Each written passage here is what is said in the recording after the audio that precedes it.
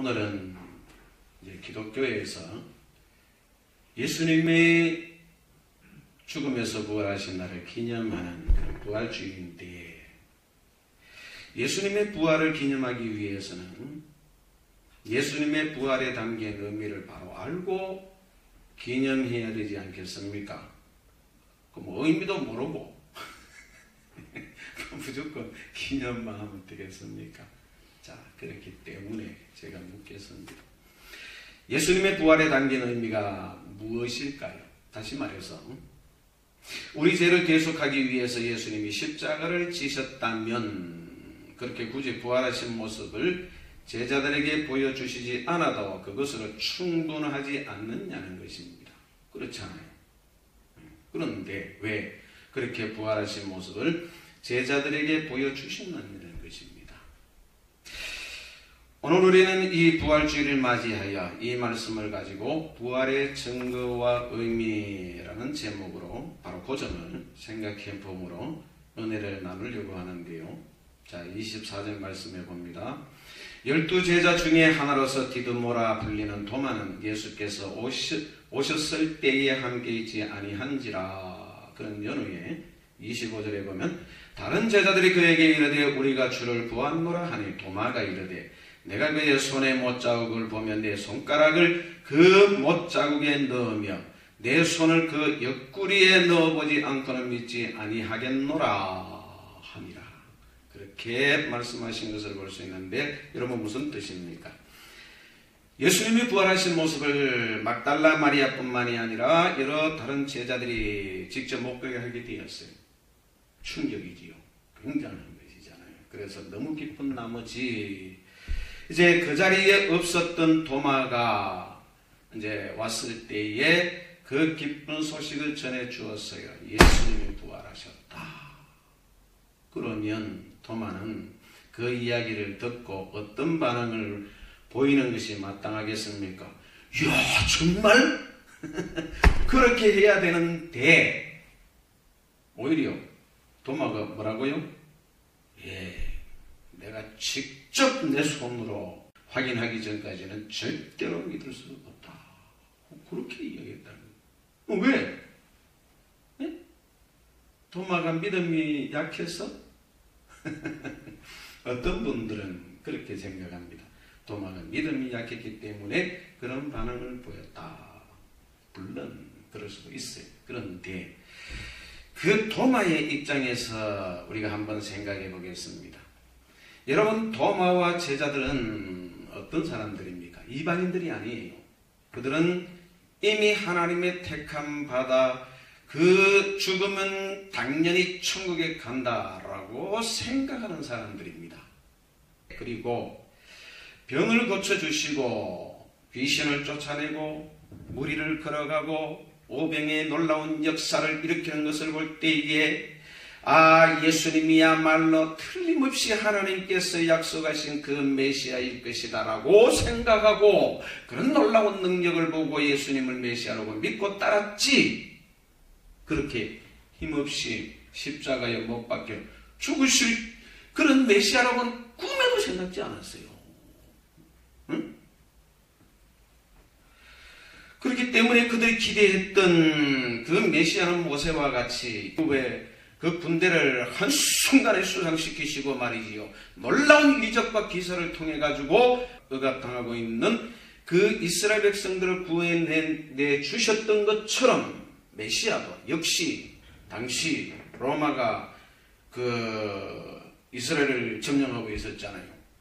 그 억압받고 있는 로마로부터 하나님의 놀라운 능력과 이적과 기사를 통해 가지고 그렇게 그가 하고 썩어 문드러진 당시 유대 당국을 말이죠, 뒤엎고 말이지요. 그래가지고 새로운 세상을 만들 것이다, 구원을 시켜주실 것이다 라고 생각하고 그런 메시아라고 믿고 따랐던 것이에요. 근데 웬걸 제사장 그룹이라고 할 수 있는 유대 종교 지도자들에게 붙잡혀가지고 그것도 이단 정죄받고 말이죠, 힘없이 십자가에 못 박혀 죽으셨던 것이에요. 자, 물론 이제 최후의 만찬 때에 고랗게 될 것이라고 예수님 미리 말씀하셨어요. 그럼에도 불구하고 제자들의 입장에서 생각해 볼 때에는 그게 쉽게 받아들여질 수 있는 문제가 아니었기 때문에 예수님이 그렇게 미리 말씀하실 때에 제자들이 모두 하나같이 어떤 반응을 보였냐면 절대 예수님께는 그런 일이 일어날 수 없습니다. 감히 어떻게 예수님께 그런 일이 일어날 수 있겠습니까? 라고 하나같이 말렸어요. 그런데 그때 예수님 뭐라고 말씀하셨어요? 사탄아 내 뒤로 물러가라. 너는 나를 넘어지게 하는 자라고 책망하신 거예요. 제자들이 누구를 위해서 그렇게 말했어요? 예수님을 위해서. 그런데 오히려 책망을 받았어요. 그런 상황에서 제자들의 입장을 놓고 한번 생각해 보세요. 무슨 생각이 들까요?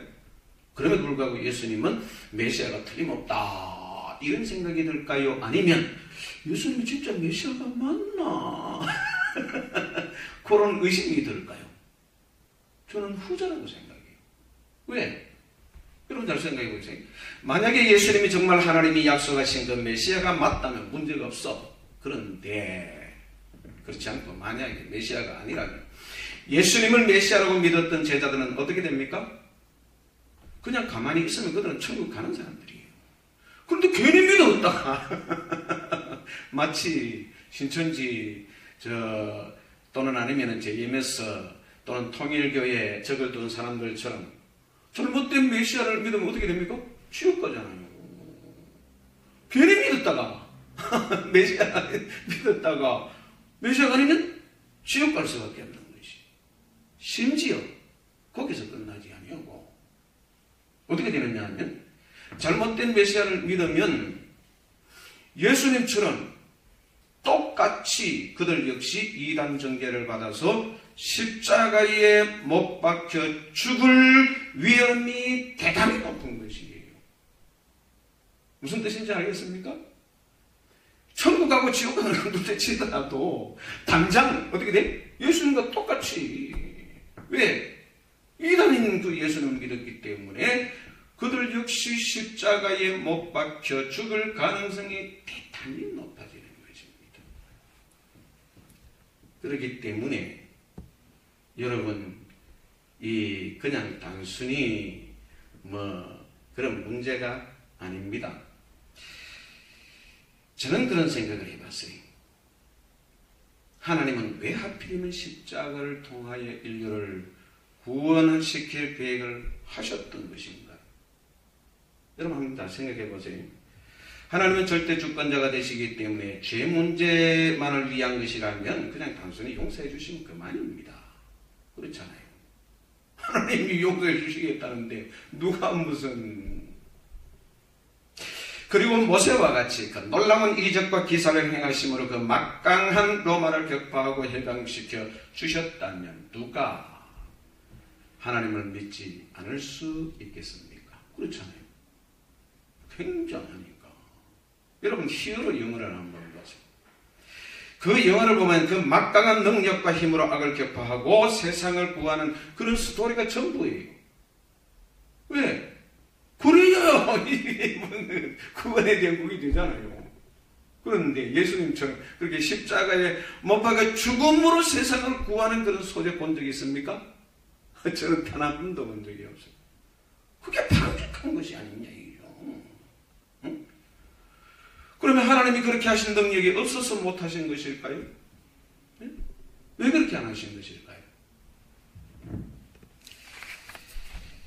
어쩌면 바로 그런 문제가 그 의문이 모든 목회자들과 성도들의 고민이 아닐 수 없습니다. 하나님의 막강한 능력과 권능으로 도와주시면 왜 구원이 안 되겠어요? 그렇잖아요. 저 조영균 목사님 저리 가라. 얼마든지 순식간에 구원할 수 있어요. 근데 왜 하나님은 그렇게 도와주시지 않는 것일까요? 제자들이 바로 그런 고민에 빠지지 않을 수 없었던 것이에요. 똑같은 문제. 왜 십자가에 힘없이 죽어야 하는데? 정말 예수님이 메시아가 맞기는 맞는 거냐? 성도들 입장에서도 여러분 한번 생각해 보세요. 하나님이 억만금의 복을 주실 능력이 없어서 안 주시는 것일까요? 만약에 그렇게 억만금의 그 복을 주시면 안 믿는 사람 누가 있어요? 그렇잖아. 네? 근데 왜 안 주셔요? 심지어 예수께서 평소에 뭐라고 말씀하셨냐면 예수님을 따르기를 원하는 자는 자기 십자가를 지라는 것입니다. 그러면 굳이 예수님을 따를 필요가 뭐 있어? 예수 믿는 목적이 좀 편하고 좀 형통하고 싶어 믿는 거 아닙니까? 이러면 어때요? 네? 그런데 이제 바로 그런 모든 질문에 대한 답이 어디 있느냐면 십자가에 담겨 있어요. 다시 말해서 하나님이 인류를 구원하시기 위해서 만백성들이 보는 앞에서 천군 천사들의 환영을 받으면서 말이죠. 대대적으로 휘황찬란히 이 땅에 오셨다면 안 믿을 사람 누가 있어요. 그리고 모세와 같이 그 막강한 힘과 능력으로 노마를 격파하고 구원해 주셨으면 안 믿을 사람 누가 있느냐. 이제 그렇게 하시지 않고 그 고난의 십자가를 통하여 구원시키려고 계획하셨던 그 속에는 중요한 이유가 있어요. 십자가 중요한 이유가 있어요. 그런데 오늘 시간 관계상 접어두고 그 이유를 모르는 당시 제자들의 입장에서는 바로 그 문제가 심각한 고민이 아닐 수 없었던 것입니다. 그렇죠? 입장을 바꿔놓고 그 당시 입장에서 생각해 보면 그 심각한 문제예요. 그런데 자, 이제 바로 그런 사실에 근거해서 여러분 한번 생각해 보겠습니다. 예수님을 믿기 때문에 십자가를 질 수 있는 것은 비단 이 도마만 그런 게 아닙니다. 그렇죠? 거기에 있는 모든 제자도 마찬가지 상황이에요. 똑같은 상황이에요. 그렇기 때문에 예수님이 유대 종교 지도자들에게 붙잡혀 가실 때에 베드로뿐만이 아니라 베드로와 또 다른 한 제자를 제외한 다른 모든 제자들은 하나같이 어떻게 했습니까? 달아났어요. 굉장히 이적과 기사 행하신 것을 보고 예수님 메시아라고 믿었는데 붙잡혀 가는 것을 보고 겁먹어 다 달아나라고 했어요. 여러분 그게 당연한 거예요. 그렇지 않습니까? 그럼에도 불구하고 만약에 그런 상황에 내가 놓여 있다면 여러분은 어떻게 했겠습니까? 그럼에도 불구하고 예수님을 따랐겠습니까? 그렇다면 그분은 정말로 대단한 믿음이에요. 굉장히 믿음이에요. 그런데 다른 모든 사람들은 다 예수님을 버려도 자기는 절대로 버리지 않겠다라고 호언장담했던 그 수석 제자 베드로조차도 어떻게 됐습니까? 3번이나 부인했어요. 네? 그렇기 때문에 절대로 함부로 장담할 수 없는 것이 우리의 인생인데, 자, 그런 제자들이 여러분 그 뒤에 어떻게 되었습니까? 완전히 180도로 바뀌어서 예수님이 왕이 되시면 서로 우의전, 좌의전 한자리 하기 위해서 다투었던 모습을 찾아볼 수 없을 뿐만이 아니라 예수 덕에 한자리 하고 싶어가지고 제자들끼리 서로 싸우고 난리였어요. 그래가지고 나는 예수님이 왕으로 등극하시면 나는 우의정 할 테니까 너는 좌의정 해라. 그러니까 다른 제자 그러면 우리는 뭐냐? 너희만 다 해먹고 우리는 뭐냐? 우리 싸웠잖아요. 성경을 읽고. 그런데 그런 서로 싸우던 사람들이 나중에 어떻게 됐느냐 하면 십자가의 죽음을 불사하고 예수님이 부활하심을 전하다가 종국에는 사도 요한 외에 다른 모든 제자들이 하나같이 십자가에 못 박혀 죽거나 아니면 톱질 당하거나 온갖 핍박과 그런 시련을 당함에도 불구하고 단 한 사람도 신앙을 포기하거나 원망하지 아니하고 기꺼이 그 모든 것을 영광스럽게 생각하고 기쁨으로 감당하더라는 것입니다. 그렇다면 그것을 무엇으로 설명할 수 있습니까? 모든 인생은 반드시 어떤 행동을 할 때에 그 이유가 있기 마련이고 기대하는 바가 있기 마련입니다. 그래서 수사할 때도 그걸 추적해 올라가는 거예요. 그렇다면 그런 제자들의 삶을 무엇으로 설명할 수 있겠습니까? 그들이 직접 부활을 목격하지 않았다면 절대로 불가능한 일이에요. 물론 어떤 분들은 그런 주장을 해요. 예수님을 너무 사랑한 나머지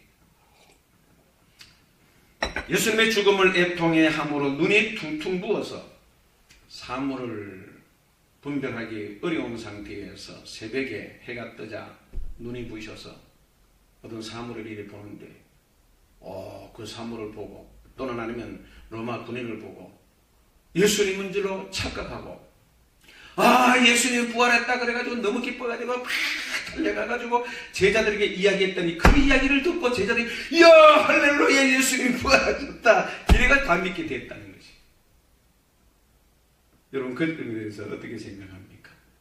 말도 안 되는 소리지요. 네? 왜? 여러분 잘 생각해 보세요. 아니 한두 사람도 아니고 거기에 그 많은 제자들이 그 여자의 한 그런 이야기를 듣고 그것도 하루 이틀도 아니고 수십 년 동안 여러분 수십 년 동안 자신의 모든 부귀 영화를 버리고 기꺼이 예수님의 부활하심을 전하다가 온갖 고통과 괴로움에도 불구하고 그 부활의 영광을 전하다가 기쁨으로 그 죽음을 맞이했던 그 제자들이 무엇을 설명할 수 있습니까? 그들이 직접 목격하지 않으면 절대로 불가능해요. 만약에 예수님 부활하지 않았다면 그들 입장에서는 예수님 안 믿어도 그만이에요. 그렇다고 천국에 못 가는 게 아니야. 잘못된 메시아를 믿으면 문제지. 어차피 그들은 이미 하나님의 백성이고 그리고 천국은 이미 그들에게 주어진 것이었어요. 그렇기 때문에 예수님이 아니면 안 믿으면 그만인데 그걸 말이죠 굳이 그래가지고 믿을 이유가 어디 있느냐 이죠. 그렇기 때문에 그런 주장은 제가 볼 때 너무 허무맹랑한 주장이 아닐 수 없고 따라서 굳이 예언 성취에 근거하지 않아도 이런 당시 여러가지 진술과 증언을 놓고 봐도 예수님의 부활 사건은 부인할 수 없는 틀림없는 사건이라고 할 수 있는데 여기서 우리가 이 부활 사건과 관련해서 우리가 특별히 주목해야 할 중요한 사실이 무엇이냐 하면 예수님의 부활은 나사로도 죽음에서 살아났어요. 그렇죠? 그런데 그 바로 나사로의 죽음에 살아난 그것과 달라요. 여러분 그거 아십니까? 자, 어떻게 부활하셨느냐? 예수님의 죽은 시체를 찾을 수 없다는 것은 몸이 틀림없이 다시 부활하셨다는, 다시 살아나셨다는 것을 의미하는 것이지만 문제는 26절 말씀에 보면 여드레를 지나서 제자들이 다시 집 안에 있을 때에 도마도 함께 있고 그렇게 말씀하신 연후에 그 다음 말씀에 보면 문들이 닫혔는데 예수께서 오사 가운데 서서 이르시되 너에게 평강이 있을지어다 하시고 그렇게 말씀하신 것처럼 나사로는 어떻게 부활했어요? 죽은 몸이 살아났어요. 그게 다시 살아났을 뿐이에요. 그런데 예수님은 어떻게 부활하셨어요? 몸도 당연히 살아나셨지만 거기서 끝나지 아니하고 그 예수님은 문을 잠궈 놨는데도 불구하고 그 문을 그냥 통과하신 거야. 뭐처럼? 영처럼. 또는 귀신들처럼. 그렇게 문을 잠궈 놨는데도 불구하고 그 문을 그냥 쏙 통과하셔가지고 그리고 그 제자들에게 나타나셨을 뿐만이 아니라 그리고 사라지시기로 하신 거예요. 그러니 예수님의 죽음은 단지 죽음을 이기신 것을 의미하는 것이 아니고 그 예수님의 부활은 어떤 의미겠습니까?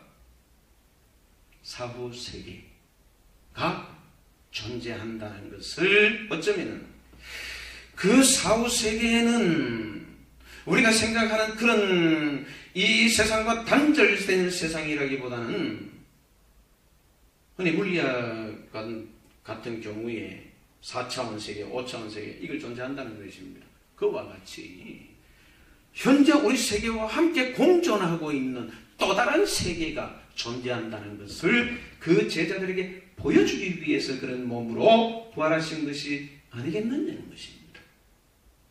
여러분 어떻게 생각하세요? 왜? 이유는 당시 바리새인들은 사후세계를 믿지 않았어요. 믿었어요. 그래서 죽으면 당연히 천국이 있고 지옥이 있기 때문에 그래서 열심히 이 땅에서 우리가 사랑하고 의를 행하면서 그렇게 살아야 된다. 그렇게 생각해서 경건하게 살려고 노력했지만 반면에 제사장, 대제사장 그룹으로 형성된 사두개인들은 사후세계를 인정하지 않았습니다. 그렇기 때문에 그 사후세계를 인정하지 않고 믿지 않았던 그 제사장 그룹의 삶이 어떤 삶이었느냐 하면 어차피 이 세상이 끝이다. 그렇기 때문에 이 땅에서 호요셔가면서 잘 먹고 잘 살면 그만이야 라고 생각하고 자기들이 주어진 권력을 이용해서 온갖 부정부패, 온갖 죄악을 마음대로 범하더라고요. 사람 죽이는 것도 교묘하게 사람 그게 해가지고 말이지요. 다 간사해가지고 그 죽이는 걸 우습게 생각했는 사람들이에요. 그러면 불행하게 되지 않을 수 없기 때문에 욕심을 버리고 서로 사랑함으로 더불어 함께 행복한 하나님의 가족 공동체가 될 수 있도록 할 목적으로 예수님이 그와 같이 이 세상의 전부가 아니다. 너희가 보는 것처럼 또 다른 세상이 있다는 것을 예수님이 보여주시기 위해서 몸매로도 분명히 부활하셔서 그래서 손으로 넣으니까 그게 못 만져져. 예수님도 먹으셨어요. 잡수셨어요. 그렇죠? 그 정거들을 보면, 정인들을 보면 물고기도 잡수시거든요. 몸이 있는데 또 다른 한편에서 이 세상에서의 삶과 달리 그렇게 사라지셨다가 나타나셨다가 문도 없이 통과하셨다가 먼저 이렇게 하시니 왜? 또 다른 세계예요. 여러분 이 세상은 과학자들 그 인정하는 것이잖아요. 이 세상은 1차원의 세계는 선의 세계라고 생각합니다. 그리고 2차원의 세계는 면의 세계입니다. 면의 세계는 선의 세계를 포함하고 있지만 이 선의 세계는 면의 세계를 이해할 수가 없어요. 이 면의 세계는 또 3차원의 세계로 해가지고 공간의 세계가 되는 것이죠. 면이 무수히 만나면 공간이 되는 것이죠. 근데 이 무수히 만나면 공간이 된 이 공간의 세계가 3차원의 세계, 우리가 살고 있는 세계인데 여기에 또 다른 이 공간이 무수히 그거 하게 되면 4차원의 세계입니다. 근데 이 3차원의 세계는 4차원의 세계를 이해할 수 없지만 그걸 예수님이 보여주신 말입니다. 왜? 존재한다는 것이죠. 그 점에 대해서 여러분은 어떻게 생각하십니까? 예수님의 부활은 단지 몸만 살아가는 게 아닙니다. 이 땅에서의만의 삶을 말하는 게 아니에요. 그렇기 때문에 대부분의 많은 사람들이, 여러 사람들이, 저 신천지도 마찬가지지만 어디에 천국이 임한다고요?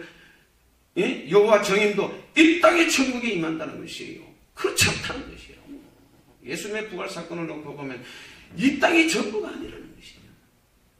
우리가 갈 세상은 바로 그 예수님의 몸에 부활하신 것처럼 그런 세상에서 사는 것이에요.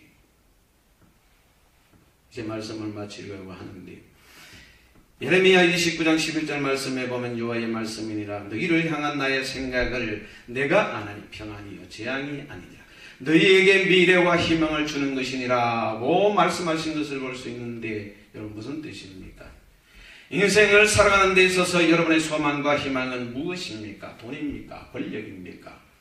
예레미야 선지자는 참된 소망과 희망은 오직 하나님께 있다는 것입니다. 실제로 하나님이 행하신 모든 것을 연구해보면 바로 우리의 평안과 희망을 위한 것이라는 것을 발견할 수 있는데 예수님의 부활 사건 역시 바로 그런 희망을 주시기 위하여 증명하여 보여주기 위한 사건이기 때문에 우리는 예수님의 부활을 통하여 하나님이 우리를 향하신 바로 그 소망과 평안을 주기 위한 사건이라는 점을 주목할 수 있어야 진정으로 우리의 삶 속에 부활의 영광과 축복을 누릴 수 있게 되는 것입니다. 다시 말해서 인생의 가장 절망적인 것이 여러분 무엇입니까? 그건 죽음이잖아요. 그런데 그 죽음조차도 하나님을 믿는 자들에게는 끝이 아니라는 것입니다.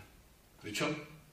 심지어 하나님은 죽어서야 비로소 만나실 수 있는 그런 분이 아닙니다. 실제 우리의 삶 속에서 언제나 함께 계시며 예수님이 그렇게 하셨던 것처럼 함께 또 다른 세계가 함께 공존하고 있는 거예요. 그렇기 때문에 12절 이하의 말씀에 보면 너희가 내게 부르짖으며 내게 와서 기도하면 내가 너희들의 기도를 들을 것이요 너희가 온 마음으로 나를 구하면 나를 찾을 것이요 나를 만나리라. 이것은 여호와의 말씀이니라. 나는 너희들을 만날 것이며 너희를 포로된 중에서 다시 돌아오게 하되 내가 쫓아보내었던 나라들과 모든 곳에서 모아 사로잡혀 떠났던 그곳에 돌아오게 하리라. 이것은 여호와의 말씀이니라. 고 말씀하셨던 것처럼 하나님은 여러분 죽어서 만나실 수 있는 분이 아니고 지금 이 순간에도 여기 이 자리에 함께 계시기를 기뻐하시고 그리고 그 하나님을 찾기를 원하고 찾으면 기꺼이 만나주시기를 기뻐하시는 그런 정말 좋은 하나님이실 뿐만이 아니라 때로는 우리가 무지몽매해서 죄로 인하여 우리의 인생이 불행한 처지에 놓이게 되었다 할지라도 회개하고 그 하나님을 찾으면 기꺼이 그 죄를 용서하시고 그 고난에서 건져주시기를 기뻐하시고 새로운 삶, 그게 뭐죠? 부활의 삶이에요. 그 새로운 삶, 다시금 희망과 용기를 가지고 다시금 살아갈 수 있는 그 희망의 삶으로 인도해 주시기를 기뻐하시는 삶, 하나님이시라는 사실을 여러분 주목하시고 세상에 아무리 여동치고 세상에 아무리 파락을 한다 할지라도 절대로 그것 때문에 여러분 결코 두려워하거나 낙심하거나 좌절하지 마시고 오직 마지막 순간까지 여러분의 모든 인생을 하나님께 맡기세요. 하나님 내 인생을 책임져 주세요. 하나님 아버지 죽어도 모든 것을 하나님께 맡길 테니까 하나님 내 인생을 붙들어 주세요.